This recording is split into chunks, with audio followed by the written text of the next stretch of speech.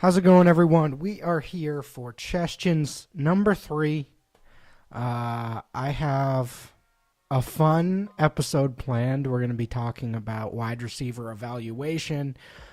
Before we do, or I should say the intro to this, we're going to have to get into a little prospect math before we dive into actually evaluating prospects. Before we do that, though, please like and subscribe to my channel. Give me a follow on Twitter at RussellJClay, and let's keep this moving. But to actually get into this, every year during the draft, I always feel it's important to give a big picture idea of what we're looking at when we're looking at a wide receiver prospect. I think there's a lot of misinformation out there about overall quality of prospects, and I don't think a lot of people have the correct view of what we're looking at. So I'm going to give you the math of just how many wide receiver prospects there are in a given year. And then we can go from there. So to start off, there's 130 college football teams in Division 1, right? So there's going to be a few wide receivers every year from Division 2, Division 1, AA, et cetera, that are going to get into the prospect fold. But generally speaking, 90% of the time, we're going to be dealing with Division 1. So there's 130 teams.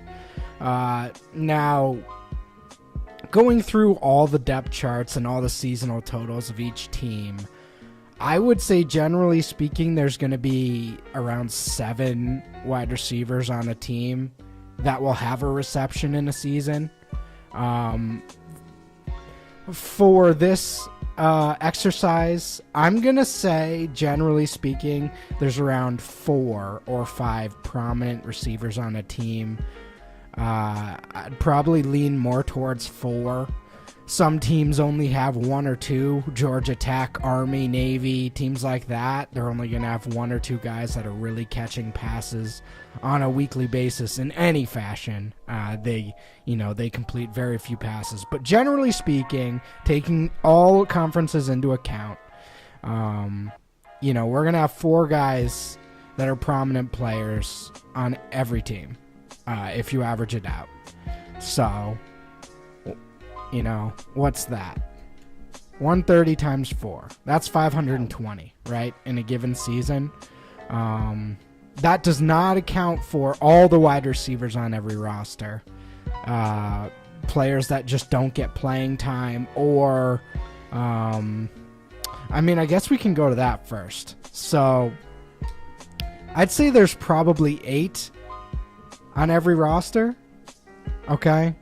So that's 1,040 in Division 1 total. Divide that by 2, because there's only really 4 wide receivers on a team on average. So that's 520. Of the prominent players on the teams, I would say generally speaking 60 to 70% will be draft eligible. There is a solid piece of players that aren't. Freshman, sophomore, that true freshmen and true sophomores that get on the field really early.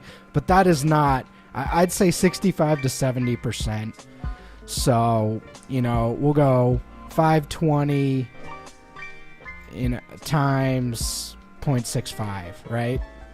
So that leaves us 338 players that are draft eligible. So that means they either are redshirt sophomores or they're juniors or seniors. So that's around 338, right? So 338. I'd say around 50% of that are seniors. And then another, I'd say around 60%. How many juniors declare early is a good question, because it's a lot now. There aren't many, NFL wide receivers that sort of decide to stay nowadays. I would say in that whole pie,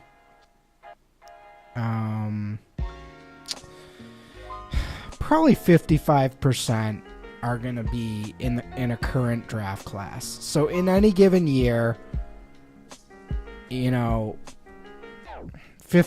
to 60% of those draft eligible players are going to be in the pool. It's really probably closer to 70, but we're going to be conservative here. So that's 186 wide receivers eligible every year. So if you guys haven't understood what I'm getting at by now, it's that there are so many wide receivers, and the only ones that a lot of people are getting exposure to are the really, really, really, really good ones. There's around 36, I believe. I don't have the numbers on me, but there's around 36 wide receivers that get drafted in a year. So in the NFL draft, there's around 36 a year. Knowing that, so take 36. So 150 of 186 draft eligible. So 81% of guys that are eligible to be drafted and are either seniors or declare, 81% do not get drafted. So what you're dealing with is the upper 20 percentile. You're dealing with that upper 20th percentile.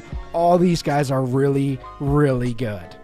And this is kind of a long-winded way, and we'll get into the fun here soon, but I really want to emphasize that people get really caught up on the negatives of college profiles. These guys are not getting drafted because of their weaknesses. They're getting drafted because of their strengths. And almost all of college wide receivers are not going to get drafted in a given year. I think that's really important to understand, and most of them are not NFL caliber. So it's very important to keep that in your brain.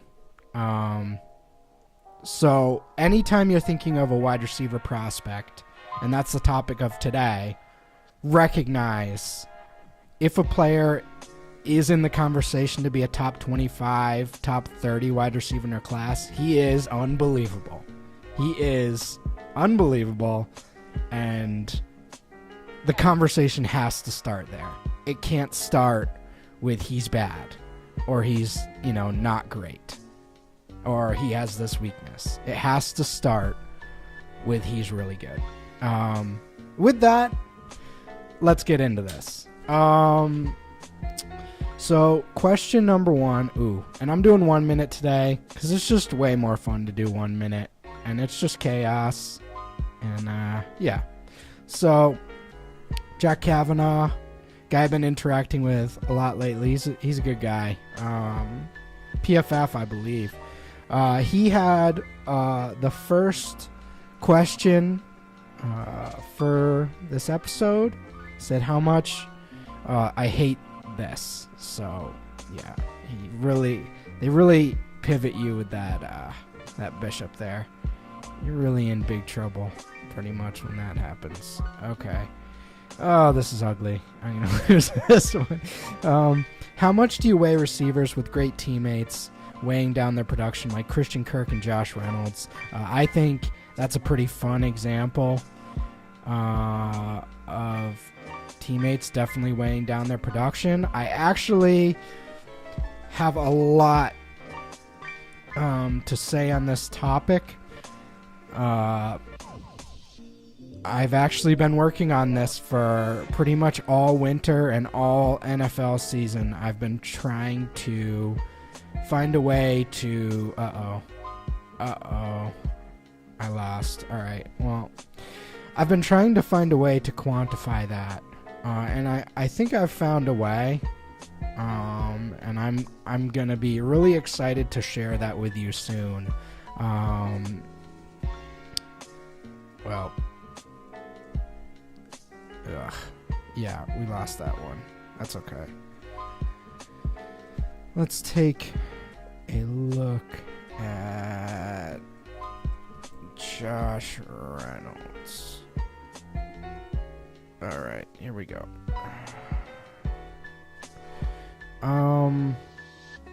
So Josh Reynolds went in the 4th round of the 2017 draft. A year later, Christian Kirk did. And it brings up this great conversation of, we have all this great data on market share and, player or sort of team adjusted production and how important players are to their offense. But we haven't had a way to adjust that for teammates, and it kind of negates a lot of data for me. And it was something I had a big issue with for many years, because I knew teammates had a huge effect on a player's production score. And that was one of the reasons why I got together with Nate Liss, and we've been working on a project, a website called Breakout Finder, to help describe using draft pedigree and some other things to quantify the quality of a player's teammates, of a wide receiver's teammates in college, so that we can get a better idea, a more true representation of what their production was. So when you look at Josh Reynolds and Christian Kirk, what we have to look at here is that Reynolds was a 4th round pick, right? And there's a certain amount of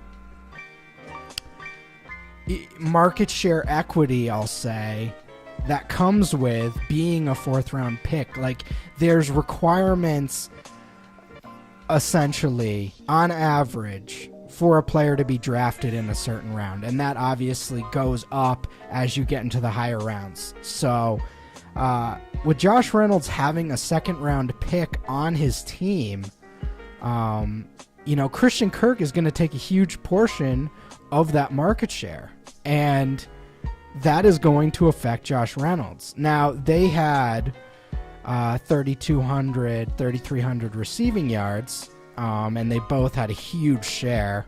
So, we had, and Texas A&M is an even bigger topic, because they had huge 5-star recruit requirements, and that gets into recruiting highly touted players and playing time requirements for those.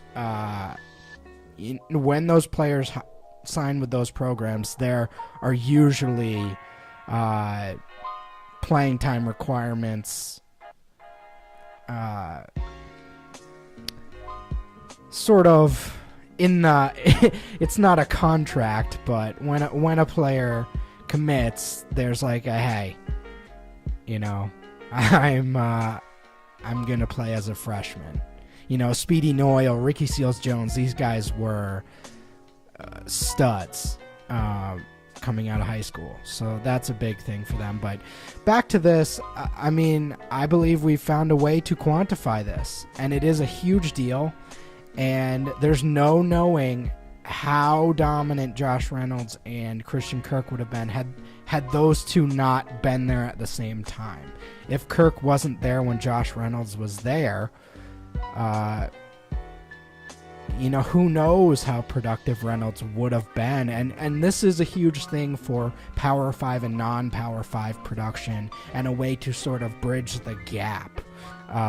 per se between, players who produced huge numbers at schools that there was nobody else and they were the only option. And this will sort of lead into the next topic. Wei Fu, I believe this is his second time. So I appreciate you submitting questions, and for those of you listening, absolutely get involved. I really appreciate the feedback and interaction. Oh, crap. 1 minute games are not going well, to say the least. Anyway, Wei Fu says, how do you view QB play of a wide receiver prospect as an overall part of the evaluation? I do not weigh it at all. Again, we have market share to give us a representation of what that player was to their offense, and if a quarterback is bad, it actually could end up being a good thing for top wide receiver prospects, because they will lean on them more, generally speaking. I think of Manny Wilkins and at Arizona State this year. He was not a very good quarterback, but he leaned hard on N'Keal Harry this year, and it worked out for him. He had a good year. I think back to Nathan Peterman with Tyler Boyd and also Tom Savage. I believe he got both of them drafted. I think it's one of those where the offense will be worse overall, but that doesn't necessarily change a big portion of what a player's production score is. I actually think wide receiver, like yards per reception stuff, is pretty sticky regardless of the quality of the quarterback. It may knock it down a little bit. Deep threats and stuff may get less completions, and their drop rates may be higher, or not drop rates, but catch percentage might be lower. But overall, like, a player's role is a player's role. Every once in a while, you'll see a Tyler Boyd who will, and this is one of the tricky things that caught people up on Tyler Boyd. His senior season, his quarterback play was so bad that he switched to essentially, I won't say a running back role, but he was used very close to the line of scrimmage, and it severely impacted, his yards per play, efficiency, I'll say.